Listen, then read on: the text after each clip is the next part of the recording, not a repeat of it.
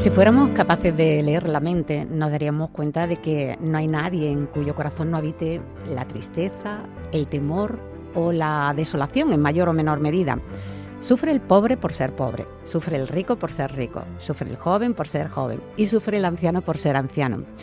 La verdad es que el pesar es algo que nunca falta en la vida de cualquier ser humano, pero tengo que daros una buena noticia. Y es que hay personas que saben manejar el arte de ser feliz, que no se trata de un sueño imposible y tampoco de eliminar de raíz las penas de la vida, pero sí son capaces estas personas de mitigarlas, de arrancar algunas espinas y de sanar algunas heridas. Para hablar de todo lo que nos dé tiempo, he invitado a Enrique Simó, quien practica desde hace más de 25 años la meditación Raya Yoga y cuya experiencia comparte en cursos de pensamiento positivo y meditación, además de múltiples conferencias como las que ha estado realizando en toda Andalucía o en diferentes lugares de España y otros países en Europa y Sudamérica. Ha vivido en Sevilla más de 15 años. De hecho, lo conocí en un curso de pensamiento positivo al que asistí y que no me dejó indiferente. A Enrique le gusta disfrutar la magia de la vida y es un gran amante de la paz y un amigo de Dios. Con él hablamos del arte de ser felices.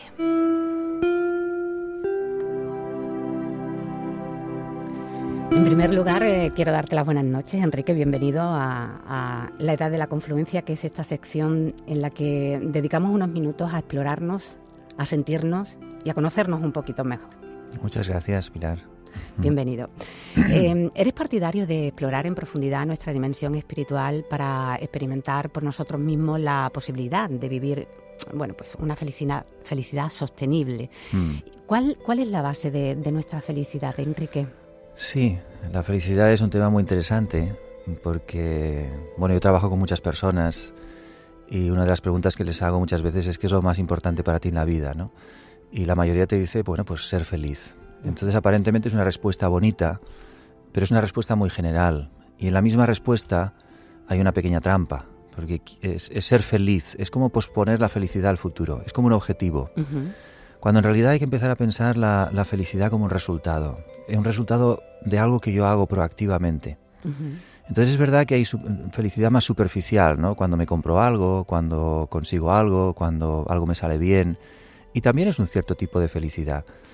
Pero lo que tenemos que conseguir es hacer que ese recurso interno de la felicidad, activarlo, pero no por estímulos externos, sino buscando la forma de activarlo desde dentro. ¿Cómo?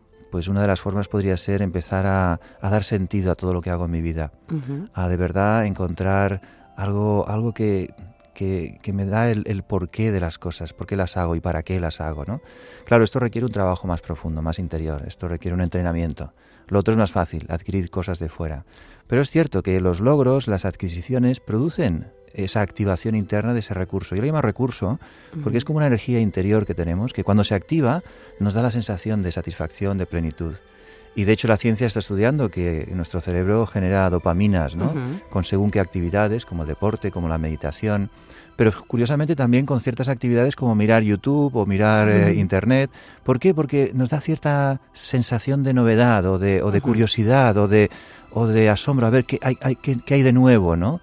El problema de esas pequeñas cosas externas es que si no las cuido y busco la satisfacción en ellas, al final acaban creando adicción. Y lo que parece que me da felicidad, luego me da pesar. En cambio, cuando trabajo desde dentro, me voy asegurando de que es mucho más sostenible esa felicidad, es mucho más duradera y yo la puedo ir creando cuando yo lo desee, independientemente de lo que pase fuera, ¿no? Y ahí quería yo un poco incidir, porque estamos hablando de una felicidad sostenible, no momentánea, Exacto. ¿no? En la que la felicidad se convierte como una especie de camino, ¿no? Sí. Por el que vamos transitando y que vamos disfrutando en cada momento. ¿De dónde, bueno, la felicidad, la podríamos describir por unos momentos felices o algo más? Has mencionado en relación a esto algo, pero ¿qué podemos añadir? Sí que es cierto que hay momentos felices. Lo que podemos hacer es que esos momentos sean más largos. Más duraderos. Más duraderos y esté uno más conectado con otro, ¿no? Y por eso yo lo llamo como un resultado dinámico. O sea, la felicidad hay que cultivarla, es como una flor. Hay que regarla, hay que ponerla al sol. Hay que darle vida, o sea, no puedes decir, ya soy feliz, o sea, ya lo he conseguido, ¿no? Ya he pagado la casa, ya he pagado la hipoteca, ya soy feliz para el resto de mi vida. No, la felicidad no es estática. Si no la cultivas y la cuidas, desaparece. se va. Es como algo que no puedes controlar, no puedes poseer, sino solo puedes activarlo. Y claro, ahí está el arte, por eso es un arte. Porque es el arte de encontrar como diferentes formas de activar esa felicidad, ese recurso interno. Y no es solo una. Por ejemplo, la meditación es verdad que lo activa, pero no puedes estar 24 horas meditando. Está claro. Entonces tienes que saber que hay otros recursos, como por ejemplo pues hacer un poco de ejercicio. Entonces un ratito al día un poco de ejercicio te activa. Un rato al día meditar te activa. Un rato al día encontrar sentido a las cosas que haces te activa. Un rato al día apreciar la vida te activa. Conseguir cosas también, por supuesto. Tienes un proyecto de vida, un proyecto de trabajo y vas a por él con entusiasmo, también te genera eso.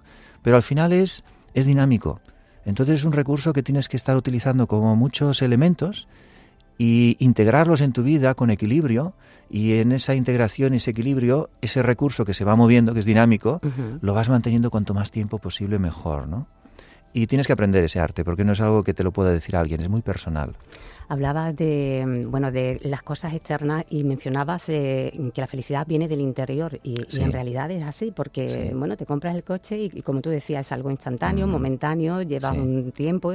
Además, al final casi que diría yo que te da más sufrimiento que satisfacciones, porque empiezas a estar preocupado por si le pasa algo al coche, Exacto. por si te lo arañan, por si tienes un accidente, luego lo que conlleva...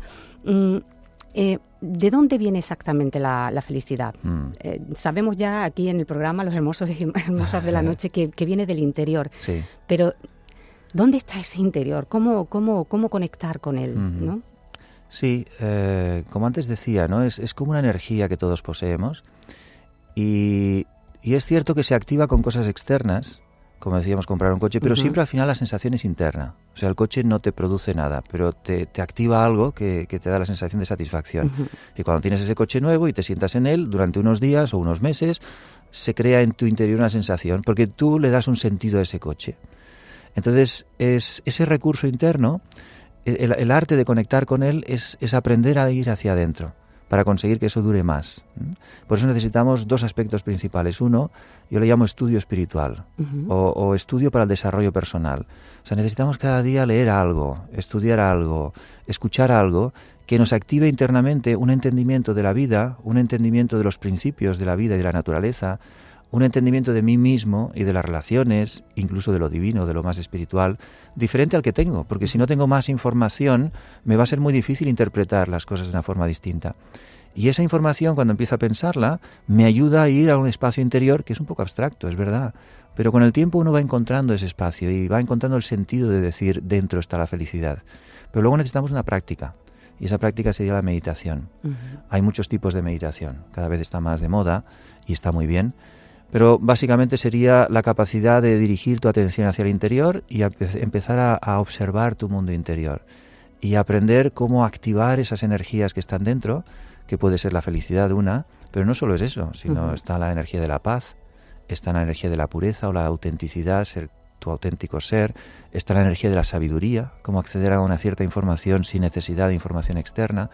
Es decir, tenemos como recursos internos que no se nos ha entrenado a acceder a ellos, pero están ahí. Y claro, eso no se adquiere de un día para otro, es un entrenamiento.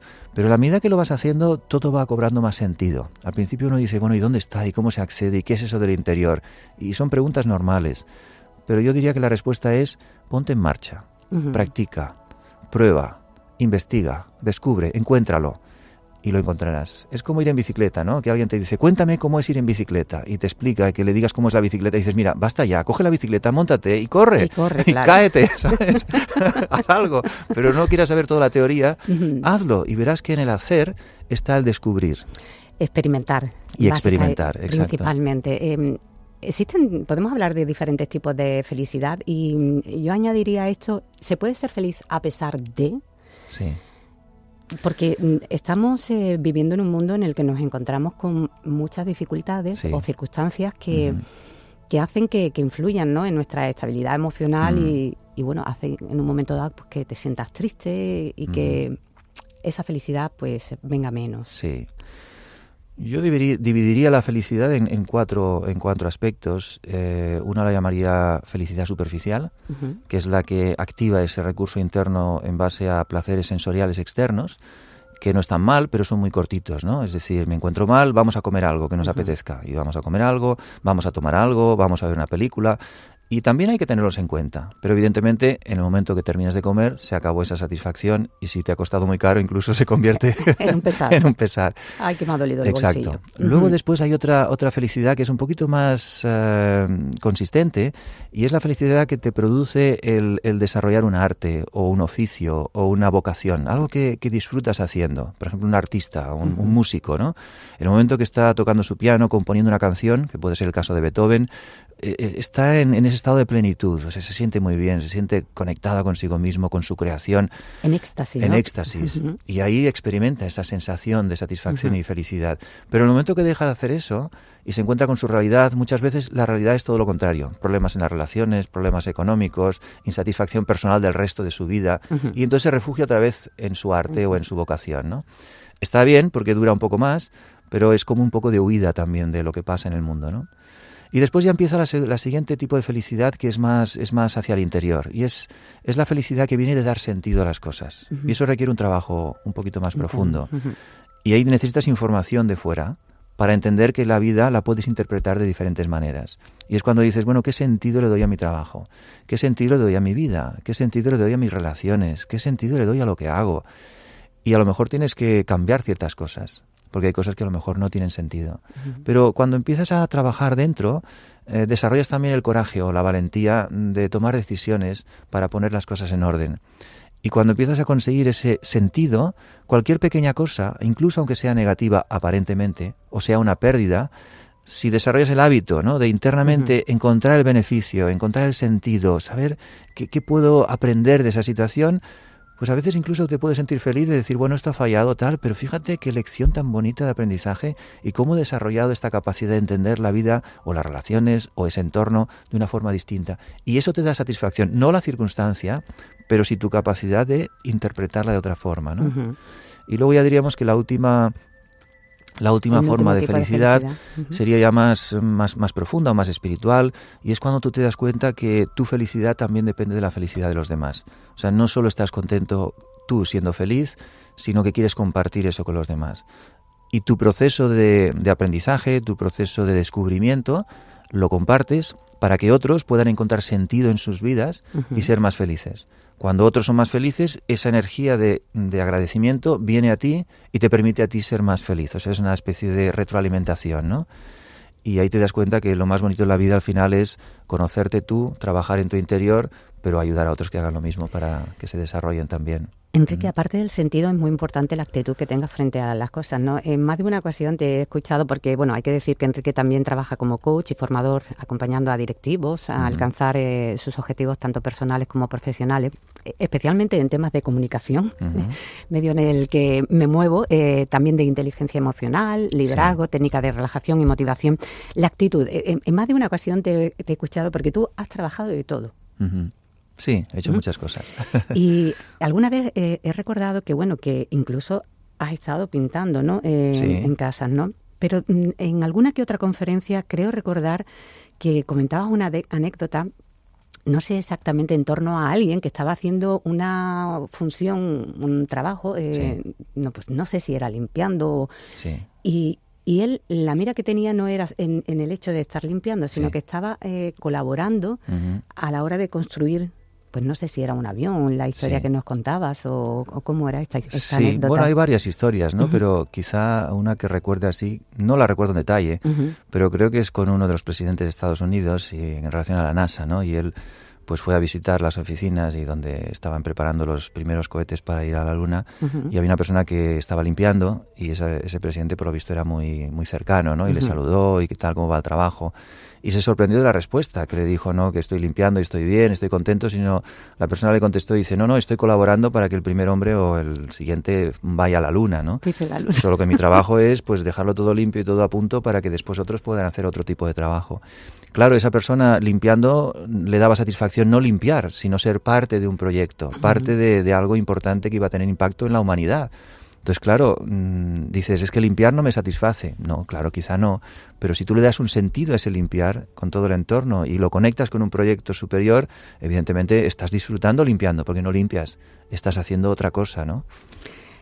Quería preguntarte, igual que la actitud es importante para darle sentido, ¿no?, a todo lo que estás haciendo, ¿con qué obstáculos nos podemos encontrar a la hora de desarrollar la felicidad? Que hagan de boicoteadores, ¿no?, a nuestra felicidad.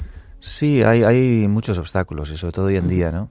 Pero yo diría que uno quizás importante son las creencias que tenemos viejas de cómo deben ser las cosas, de cómo debe ser la vida. Nos roban mucha felicidad. Es decir, a veces estamos bien, las cosas funcionan bien y algo deja de funcionar. Y la creencia es que si algo deja de funcionar me tengo que sentir mal. Eso es una creencia. O sea, puede dejar de funcionar algo y yo seguir sintiéndome bien. ¿Sabes? Si la salud falla me tengo que sentir mal. Bueno, si la salud falla, ponte en marcha, busca soluciones, pero separa un poco ese recurso interno que todos tenemos de lo que te puede pasar físicamente o de lo que te puede pasar en las circunstancias, y a partir de ahí verás que la felicidad la puedes sustentar, ¿no?